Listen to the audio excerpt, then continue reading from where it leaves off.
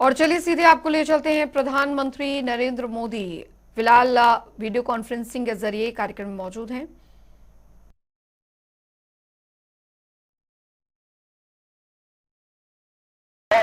इस पर हमें रॉयल्टी मिलनी चाहिए, ये प्रस्ताव भी यहां पर पारित हुआ था।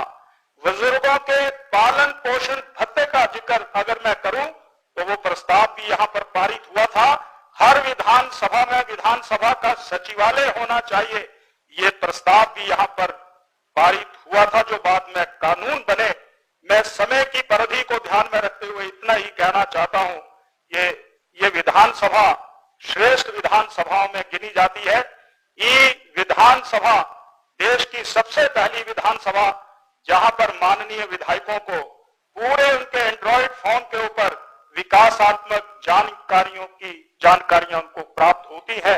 मैं इसके लिए भी यही कहना चाहता हूं कि टेक्नोलॉजी का सहारा लेकर के विकास को नई गति और नई दिशा देने की कोशिशें हिमाचल प्रदेश विधानसभा की ओर से हो रही है। अमृत महोत्सव और अभी पिछले कुछ दिन पहले हिमाचल प्रदेश के 50 वर्ष अस्तित्व में आने का कार्यक्रम महामहिम राष्ट्रपति जी इसी मंच पर आए थे और आज हमें ये मौका शताब्दी वर्ष के रूप में यहाँ पर प्राप्त हुआ है। ये 3 प्रकार की जो मैं कह सकता हूं कि हिमाचल प्रदेश के विकास में शिखर की ओर ले जाने के लिए जो प्रयास हुए हैं, मैं इस विधानसभा के उन तमाम अध्यक्षों का भी अभिवादन धन्यवाद और हिमाचल प्रदेश के उन निवर्तमान मुख्यमंत्रियों का भी अभिवादन करना चाहता हूं, जिन्होंने अपने हाथों से एक एक ईंट हिमाचल प्रदेश के विकास के लिए लगाई है। और उसमें आदरणीय मुख्यमंत्री श्री जयराम ठाकुर जी का भी आभार प्रकट करना चाहता हूं। इतना ही कहना चाहता हूं, आप सभी यहां पर आए, आपका अभिवादन। श्रद्धेय प्रधानमंत्री जी हमारे साथ जुड़े हैं, आपका हमें मार्गदर्शन प्राप्त होगा, आपका भी मैं आभार प्रकट करना चाहता हूं। जय हिंद, जय हिमाचल। आभार माननीय अध्यक्ष महोदय।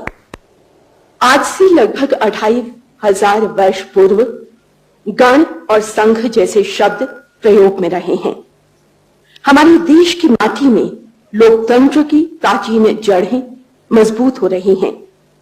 प्रदेश विधानसभा अपने गौरवमय इतिहास और परंपराओं के लिए विश्वविख्यात है। हिमाचल प्रदेश विधानसभा में नेता प्रतिपक्ष आदरणीय श्री मुकेश अग्निहोत्री जी से सादर निवेदन है संबोधन के लिए।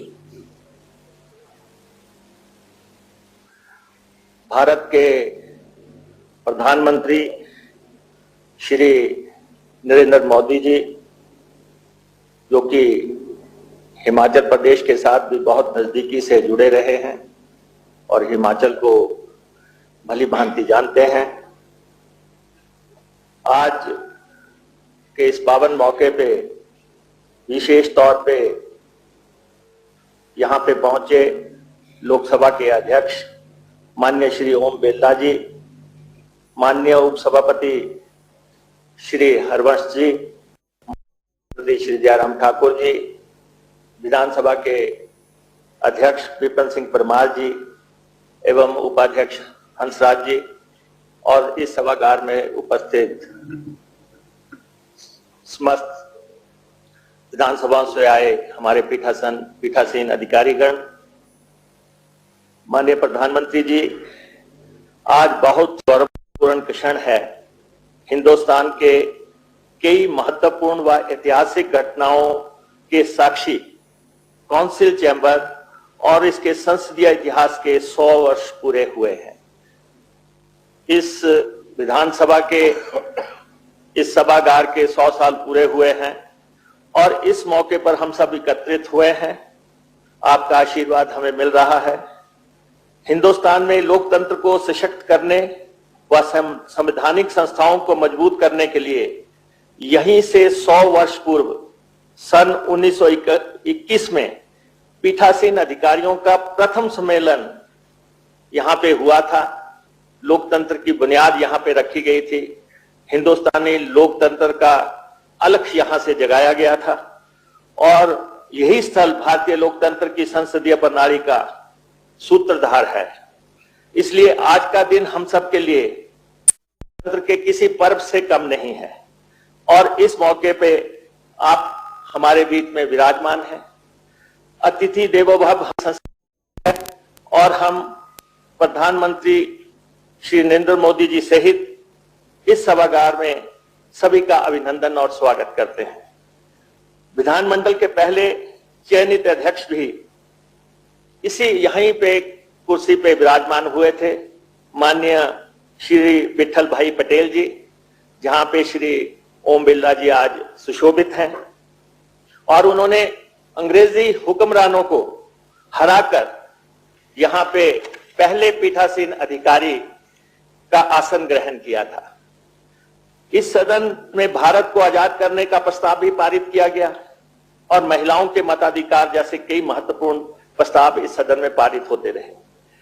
हमें फक्र है कि पंडित मोतीलाल नेहरू, मदन मोहन मालवीय और लाला लाजपत राय जी, जिनकी की आज पुण्यतिथि है, इस सदन को सुशोभित कर चुके हैं। अंग्रेजों के समय में शिमला ग्रीष्मकालीन राजधानी रहा और यहां पर केंद्रीय असेंबली का संचालन होता रहा। उसके बाद पंजाब विधानसभा यहां से चलती रही, हिमाचल प्रदेश सचिवालय भी कुछ समय के लिए यहां से चला, ऑल इंडिया रेडियो जैसे प्रतिष्ठित संस्थान यहां से चलाए गए और माननीय प्रधानमंत्री जी आज से 50 साल पहले श्रीमती इंदिरा गांधी जी ने 25 जनवरी 1971 को हमें पूर्ण राज्य का दर्जा दिया था और आज उसके 50 साल की जयंती भी हम यहाँ पे मना रहे हैं। हमारे हिमाचल प्रदेश का इतिहास 50 साल पुराना हो गया है और पूरा साल हम इस समारोह को सब मिलके मिला रहे हैं, दलगत राजनीति से ऊपर उठ के मना रहे हैं। इसमें कोई दो राय नहीं कि आज यहाँ पे पीठासीन अधिकारियों का कार्यक्रम हो रहा है। पीठासीन अधिकारी राजनीतिक दलों से आते हैं, लेकिन ये भारतीय लोकतंत्र की विशेषता है कि पीठासीन अधिकारियों की कोई पार्टी नहीं होती। इस संसदीय मर्यादा और उच्चतम परंपरा को हमें सुरक्षित रखने की आवश्यकता है।